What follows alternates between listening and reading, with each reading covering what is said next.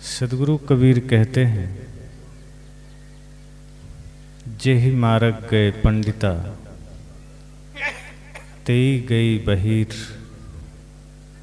ऊंची घाटी राम की, तेहि चढ़ रहे कबीर। वे कहते हैं, जिस मार्ग पर पंडित पुरोहित ज्ञानी जाते हैं, उसी मार्ग पर संसार के लोग भी जाते हैं। लेकिन सदगुरु कबीर कहते हैं, मैं उस मार्ग पर नहीं जाता। जिस मार्ग पर संसार के लोग जाते हैं, जिस मार्ग पर पंडित पुरोहित ज्ञानी जाते हैं, मेरा वो मार्ग नहीं है। मेरा मार्ग अलग है, मेरा रास्ता अलग है। ऊंची घाटी राम की। अब यहां बात थोड़ी उल्टी है। अक्सर घाटियां नीची होती है, ऊंची नहीं होती। ऊंची तो चोटियां होती है। पहाड़ ऊंचे होते हैं, पर्वत ऊंचे होते हैं, टीले ऊंचे होते हैं। पर सदगुरु कबीर यहां कहते हैं ऊंची घाटी। अब घाटी है तो फिर ऊंची कैसे हुई? ये तो ऐसा ही है जैसे कोई कहे कि एक बुढ़िया थी जो बचपन में मर गई, तो बचपन में मरी तो बुढ़िया कैसे हुई? और अगर बुढ़िया थी तो बचपन में कैसे मरी? सदगुरु कबीर यहां कहते हैं ऊंची घाटी राम की। राम की घाटी ऊंची है और तेहि चढ़ रहे कबीर। घाटी भी कह रहे हैं और यह भी कह रहे हैं कि उस पर मैं चढ़ कर रहता हूं, वो मेरा ठिकाना है। तो जेहि मार्ग गए पंडिता, ये संसार के लोग जिस रास्ते पर जा रहे हैं, वो रास्ता कौन सा है? जिस पर पंडित गए हैं, जिस मार्ग पर पुरोहित गए हैं। आप देख लो, बाल्यकाल से बच्चे का जन्म हुआ नहीं कि पंडित आ गए आपके पास पोथी लेकर के, तुम्हारे बच्चे को तो ग्रह लगा है, तुम्हारे बच्चे के ऊपर तो सतैसा लगा है, अब तुम्हें इसके लिए पूजा करवानी पड़ेगी, तुम्हें गंगा नदी जाना पड़ेगा, किसी मंदिर में जाना पड़ेगा, किसी तीर्थ में जाना पड़ेगा। और आपको लगता है कि पंडित जी कह रहे हैं तो ठीक ही कह रहे होंगे। बात हमारे बेटे की है। अगर बेटा को कुछ हो गया तो कौन खतरा मोल ले, चलो पंडित जी की बात मान लेते हैं, और आप जो जो कहा जाता है आप करने लग जाते हैं। तो पंडित का मार्ग बाहर का मार्ग है, वो जो कहा आप करने लग गए। पुरोहितों ने जो रास्ता दिया आप चलने लग गए। उसने कहा गंगा में नहाने से मुक्ति है, आपने कहा हाँ महाराज, आपने कहा तो होगा ही। उसने कहा कि कहीं जल चढ़ाने से मुक्ति है, आपने कहा कि ठीक ही है, चढ़ा लेंगे। उन्होंने कहा तुलसी की पूजा करने से मुक्ति है, आप करने लग गए। आपने कभी ठहर कर यह सोचने का प्रयास नहीं किया कि पाप मन में होता है, फिर गंगा में डुबकी लगाने से कैसे ठीक हो सकता है? गंगा में नहाने से शरीर के मैल धुल सकते हैं, बात समझ में आती है। मन के मैल कैसे धुलेंगे? लेकिन पंडित जी ने कह दिया, शास्त्र ने कह दिया, पुरोहित ने कह दिया, कुछ ज्ञानियों ने कह दिया। अब जब ज्ञानी की बात आती है तो मैंने कल भी कहा था कि थोड़ा असमंजस की अवस्था आ जाती है। ज्ञानी कौन है? क्या जिसने आपको मंदिर का मार्ग दिखाया वो ज्ञानी है? क्या जिसने आपको तीर्थ का मार्ग दिखाया वो ज्ञानी है? या फिर जिसने आपको तारे नक्षत्र ग्रह की व्याख्या कर दी वो ज्ञानी है? सदगुरु कहते हैं नहीं, इनसे सावधान रहना। जो बाहर की जानकारियां लेकर तुम्हें कहे वो ज्ञानी नहीं हो सकता, वो बढ़िया जानकार हो सकता है।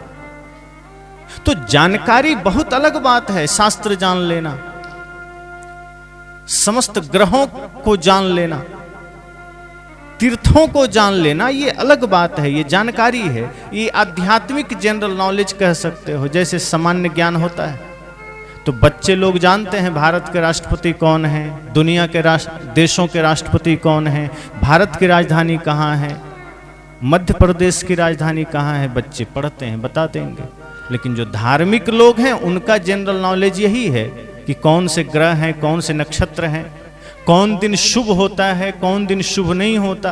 कुछ लोग कहते हैं रात में झाड़ू लगाना पाप है, कुछ लोग कहते हैं शनिवार को बाल बनाना पाप है, गुरुवार को साबुन से नहाना पाप है। तो ये सारी जनरल नॉलेज हमें पंडितों ने बताए कि ये जानो तुम।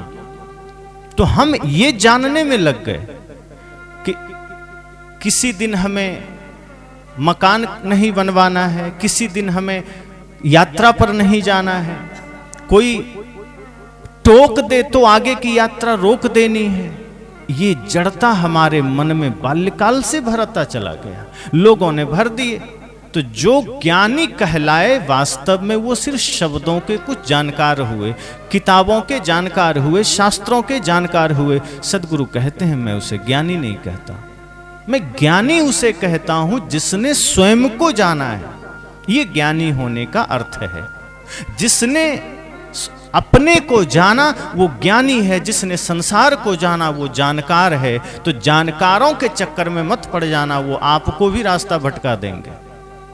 ये जानकार लोग आपको यही कहेंगे कि मन को धोना नहीं है, तीर्थों में चले जाओ, गंगा नहा लो। अभी कहीं भी आप चले जाएं, कोई भी आपको यही सलाह दे देगा धर्मगुरु कि आप गंगा नहा ले, सारे पाप कट जाएंगे। आप ब्राह्मण को घर बुला लें, सारे पाप कट जाएंगे। आप किसी ब्राह्मण गुरु को अपना गुरु बना लें, आपको मुक्ति मिल जाएगी। वो ये नहीं कहेंगे कि तुम्हें जीवन में दया क्षमा धारण करना पड़ेगा, माता पिता गुरु की सेवा करनी पड़ेगी। वो ये नहीं कहेंगे कि जीवों पर दया करनी पड़ेगी। वो ये नहीं बताएंगे कि तुम्हें मन वचन कर्म से निर्मल होना पड़ेगा। वो ये कहेंगे तुम मन से गंदा रहो, कोई हर्ज नहीं, तुम चाहे बेविचार करो, कोई चिंता नहीं, तुम चाहे जितना पाप कर सको करो, लेकिन अगर तुम मेरे बताए अनुसार गंगा नहा लिया, मेरे बताए अनुसार तुमने अनुष्ठान करवा लिया, मेरे बताए अनुसार यदि तुमने भगवान का नाम ले लिया, तो तू जीते जी स्वर्ग चला जाएगा। और आज आप सब उसमें फंसते हैं, आप वही करते हैं। हमारे महापुरुषों ने आपको जगाया। सदगुरु ने कहा कि जही मार्ग गए पंडिता, तेई गई बहिर।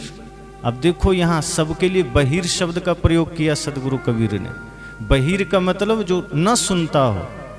आप कोई बहरा आदमी हो, आप उसको कुछ कहो वो सुनता नहीं, वो बहुत तेज कहो तो शायद सुन ले, लेकिन कोई बहुत ज्यादा बहरा हो, कान उसके खराब है, नहीं सुन सकता, तो आप जोर जोर से भी चिल्लाओ तो कई बार वो सुनता नहीं है।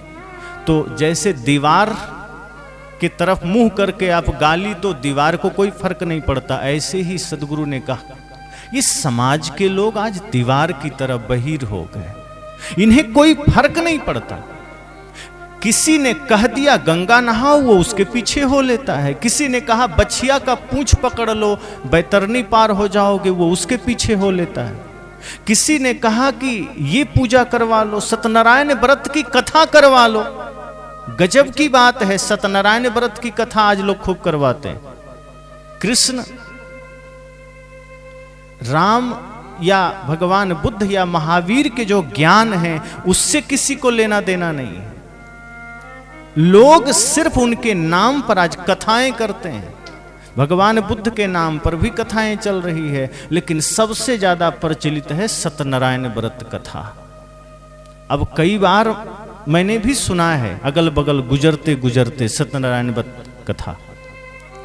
तो जब मैं सुना तो मुझे प्रतीत हुआ कि सत्यनारायण व्रत कथा में ना सत्य है ना नारायण है, फिर ये कथा किसकी? दूर दूर तक कहीं सत्य का दर्शन उसमें नहीं है और नारायण तो है ही नहीं। तो झूठे कहानियां, झूठे अलूल जलूल बातें चल रही है और आदमी के दिमाग में ये भर दिया गया कि अगर ये कथा तुमने करवा ली तो तेरे सारे पाप कट जाएंगे। आदमी कहता है फिर और क्या चाहिए? सदगुरु कबीर कहते हैं मन धो तो मुक्ति मिलेगी। पुरोहितों ने कहा नहीं, मन को मत धो, तुम कथा करवा लो, मुक्ति मिल जाएगी। अब आदमी सोचता इससे बढ़िया सौदा क्या हो, कहां झंझट करें, कहां बीड़ी तंबाकू छोड़ना पड़ेगा। अब बीड़ी छोड़नी पड़े, तंबाकू छोड़नी पड़े, गाली छोड़नी पड़े, हिंसा छोड़नी पड़े, ये तो कठिन काम है ना, ये तो मुश्किल का काम है। और अगर गंगा में नहाने से बात बन जाए तो फिर बीड़ी छोड़ने को कौन राजी होगा। बिहार में एक जगह सीतामढ़ी जिले में प्रवचन चल रहा था, मैं नशा पर ही बोल रहा था और मैं देखा कि सामने ही बैठकर एक सज्जन आराम से तंबाकू रगड़ रहे थे। तो मैंने कहा कि इसी सत्संग में मैं तंबाकू पर ही बोल रहा हूं, नशा पर ही बोल रहा हूं, और आपका हाथ तो मजे से चल रहा है, ऐसे जैसे कुछ हुआ ही ना हो, जैसे आपको कोई फर्क ही नहीं पड़ता। सत्संग सुन रहे हो, इतना भी आपको होश नहीं कि आप हो कहां पर। अरे 2 घंटे के लिए तो त्याग दो, अगर परमानेंट नहीं छोड़ सकते 4 घंटे के लिए त्याग दो।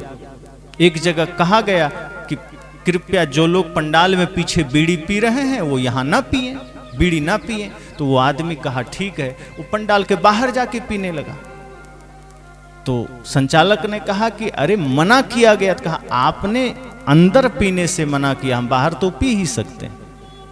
संत ने कहा कि पीना ही गलत है, चाहे तुम अंदर पियो चाहे बाहर पियो, बीड़ी गलत है। ऐसा नहीं कि यहां गलत है और बाहर सही हो जाएगा, कि पंडाल में पियोगे तो पाप होगा और घर में जाके पियो तो पुण्य हो जाएगा। बीड़ी गलत है तो सब जगह गलत है, झूठ गलत है तो हर जगह गलत है, छल गलत है, पाप गलत है। लेकिन नहीं, सदगुरु कहते हैं कि जो पाखंडियों ने जो रास्ता दिया, जिस रास्ते पर पाखंडी चले, जिस रास्ते पर ढोंगी चले, संसार के लोग उसी पर चल लिए, क्योंकि वो सस्ता सौदा है।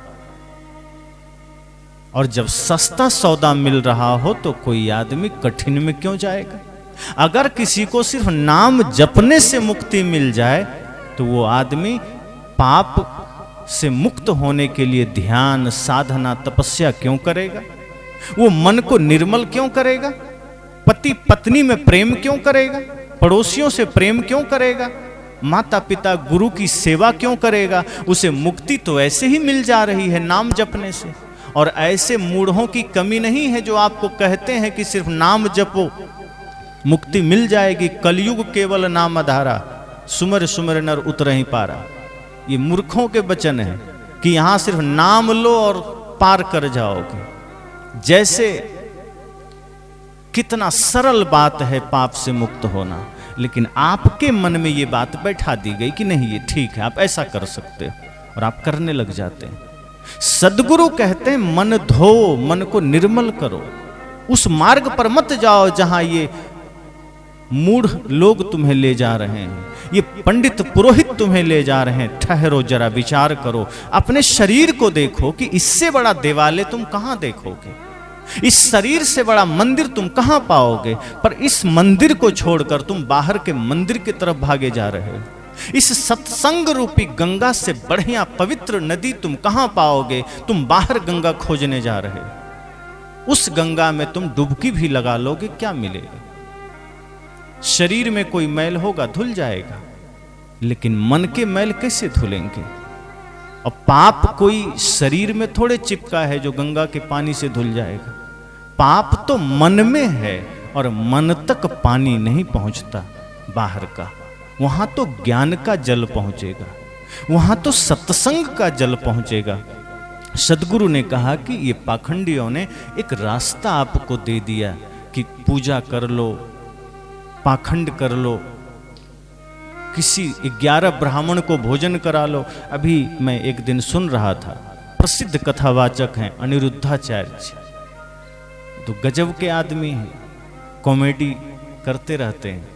तो एक वचन मैंने उनका सुना, वे कह रहे थे कि जो आप यहाँ पुरोहितों के, पंडितों के पैर धोते हैं ना, तो वो पैर धोने के बाद जो जल गिरता है वही जल आपके पूर्वजों को मिलता है। इसीलिए ब्राह्मणों का पैर जरूर धोना, ताकि आपके पूर्वज वहां प्यासे न मर जाएं। आपके पूर्वज कहीं भूखे प्यासे तड़प तड़प के ना मर जाएं और आप पाप के भागी बने। इसलिए पंडितों का पैर जरूर धोना, क्योंकि वहीं से पानी जाएगा, जैसे कि वो पाइपलाइन बिछा रखा हो। गजब के नमूने हैं और हम मान भी लेते हैं। अगर ऐसी बात उन्होंने कही तो क्या लगता है, उनकी सभा में जो हजारों लोग बैठते हैं, कौन लोग होंगे? आप ही लोग तो होंगे, और आप मान करके करने लगते हैं। सदगुरु कबीर जब आपको झकझोरते हैं, आपको हिलाते हैं, जगाते हैं कि मेरे भाई, पैर धोने से तुम्हारे पूर्वज को पानी कैसे मिल जाएगा? तुम्हारे पूर्वज को जो करना था वो जीते जी यहां जो कर गए, उसी का फल उन्हें मिलेगा। अब तुम कुछ भी कर लो, उन्हें कुछ मिलने वाला नहीं है। तुम जो पूर्वज के नाम पर, पंडितों के कहने पर जो दान करते हो कि गाय दान कर देंगे तो हमारे पूर्वज को मिल जाएगा, सोना चांदी दान कर देंगे, वस्त्र दान कर देंगे तो पूर्वज को मिल जाएगा, सदगुरु कहते वो तुम्हारे पूर्वज को नहीं मिलेगा, ये पंडित के परिवार को मिलेगा। अगर उन्हें देना है तो ऐसे ही दे दो ना, पूर्वज के नाम पर क्यों धोखा करना? तुम ये जो कुछ भी वस्तुएं दोगे ये तुम्हारे पूर्वज को नहीं मिलेगा, लेकिन तुम उनके ही बताए मार्ग में फंस रहे हो।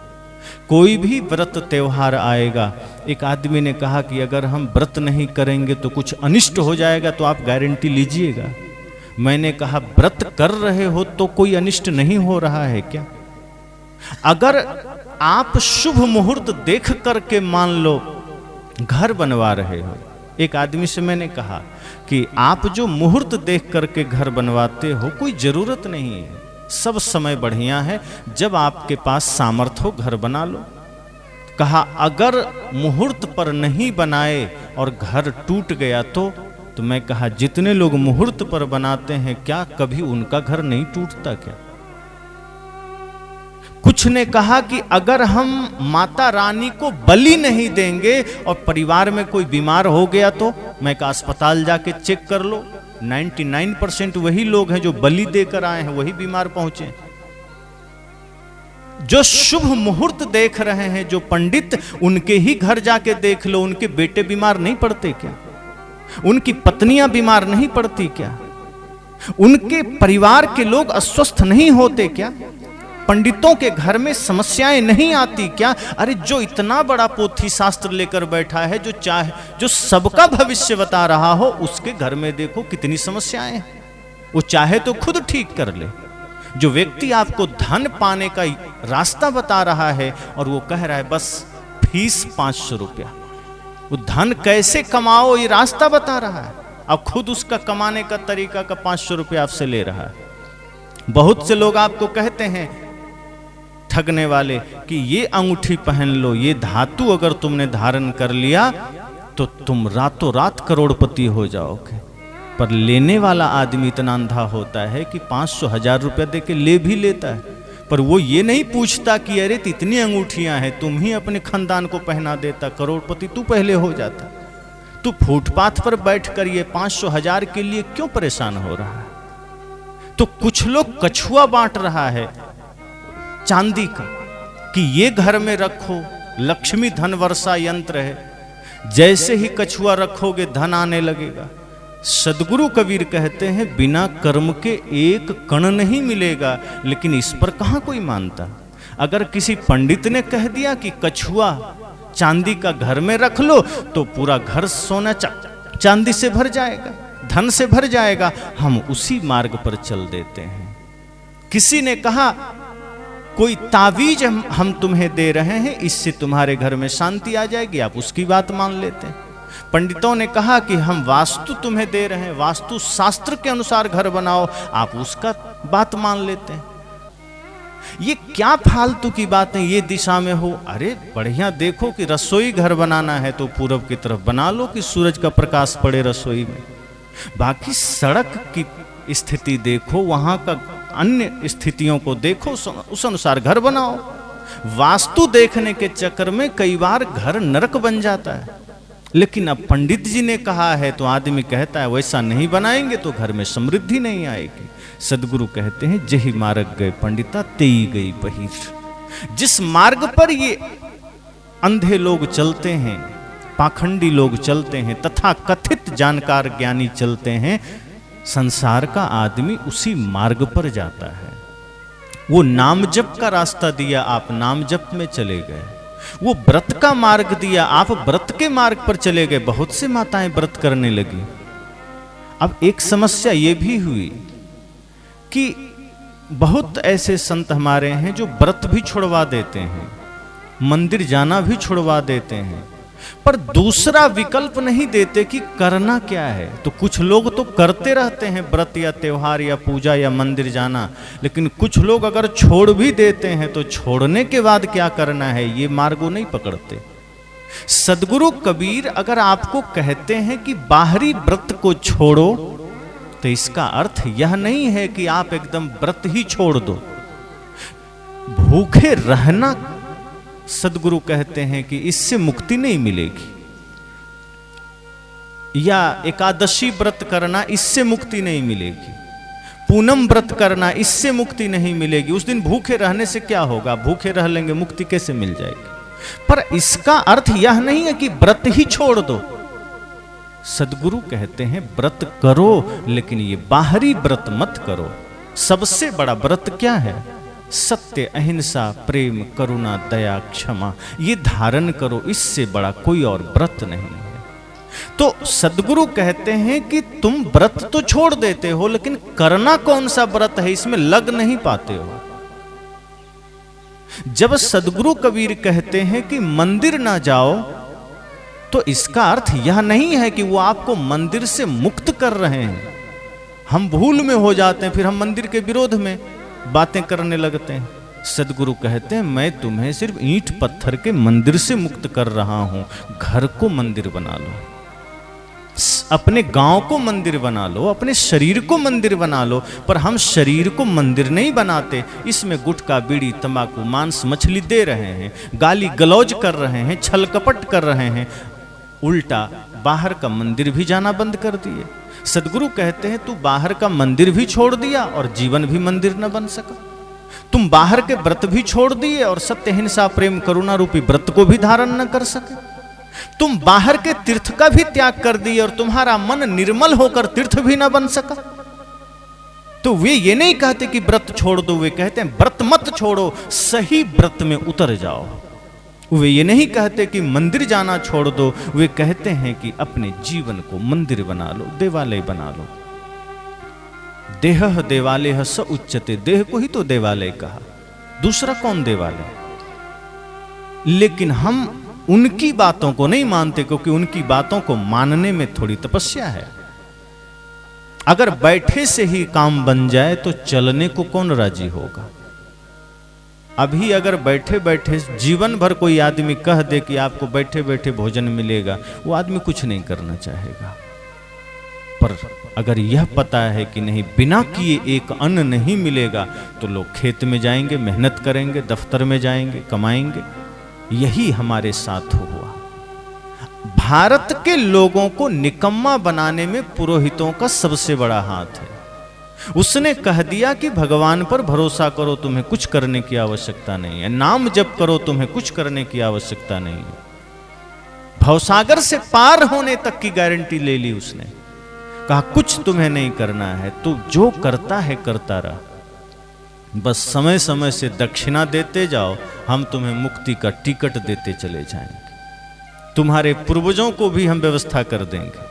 अगर जो पूर्वज दान धर्म करके नहीं गए हैं, ऐसे ही पाप करके मर गए, चिंता मत करो, अभी थोड़ा जेब में ज्यादा अमाउंट लगेगा, पर हम उनको भी ट्रांसफर कर देंगे नरक से स्वर्ग में।